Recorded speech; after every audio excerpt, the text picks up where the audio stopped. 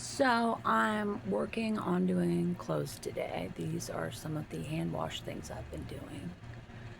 And as I was hanging them up, I was looking out at all the nice, pretty, soft, fun things, and I was thinking about a verse in the Bible where it says that God gives us beauty for ashes. And for a very long time in my life, all I had was ashes. It was just one bad thing after another. And one of my only consolations in life is the fact that God is just. He will repay for the things that were done to me. And because I only once got any kind of justice on earth. And that was street justice. A friend of mine enacted on the guy who attacked me and cut off my ponytail. And he wasn't doing it out of personal interest for me, but just out of a sense of right and wrong. And he was about to perpetrate it on another girl, a young girl this time. So, but I guess that's the biggest message. And one problem I think the pest always had with my faith, there was a lot of why from her. Why this? Why that? Because God will use it. That is the answer. God will use it for good if you let Him. I had to surrender all these things that happened to me to God and say, use this if you want. Just, the whole life is yours. Everything is yours. Just use me if you can. If it's your will, just use me. And I don't want to waste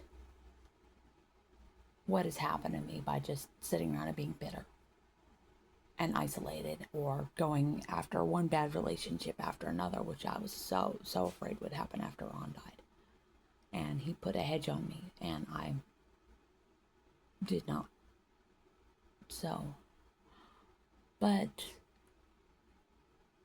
He will and can use things for good, because in my life, there were times when I was just so depressed, so beaten down, so battered mentally, that I just wanted to give up. And I'm just like, if I could have just flipped a switch and ended my life, I would have done it. And I know there are other people out there going through this. They don't know what God has to offer them, that He will give them beauty for ashes. And I lost out on a lot in my life. I gave 29 years of my life to a man who did not respect me. And I think he only really loved and appreciated me at the very end of his life. And I'm glad he said that, but that's a pretty big price tag, 29 years. I lost out on a lot. And I'm not bitter about that, because God was refining me. When there are some examples used in the Old Testament where, when they would smelt the metal ore, they had to keep sticking it in the oven and burn off all the impurities. And that's basically what God was doing in my life, just burning off all the impurities, the self-pity, the hate, the bitterness, all that. Just burn it off, Lord. Just cleanse me, And he has done that. He continues to do that. And I want Him to continue to do that. I want to be useful. I want to be perfected in Him. I don't want to quit halfway through. It's really a race I'm running, and I don't want to quit. And He gives me the strength. And when I was running a half marathon in 2004, I couldn't go down the road thinking I have 11 more miles to go. I would think I'm going to go to that street light. I'm going to go to that fire hydrant. I'm going to go to that gas station. And that's how I did it, just small increments. And pretty soon I was over the finish line, getting my medal. And I don't live my life so I get rewards in heaven. I really don't. I really don't want any kind of crown or recognition or any of that. If He gives it to me, I'll accept it. But I'm not in it for that. What I want when I die and I'm in heaven is for someone to come up and say to me, I was going to end my life, but you gave me a gospel packet.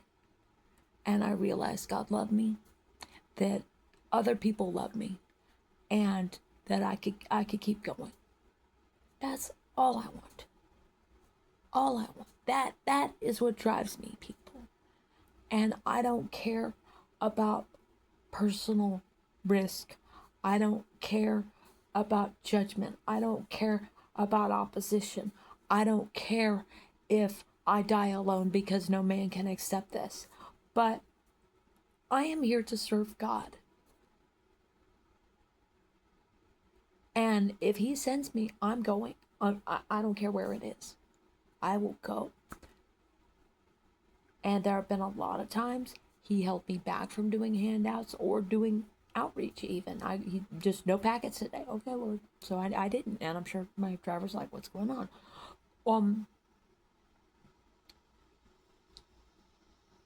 But it all works for good. I don't see the big picture, and I don't want to see the big picture. That's why most times I don't even keep track of what I'm handing out. If I didn't have sponsors and people who were praying for me, I probably wouldn't even be posting stuff like this, because I think it's not for me to go around blowing a trumpet. Oh, look what I'm doing. Look what I'm doing. No. I am a tool. I'm a vessel.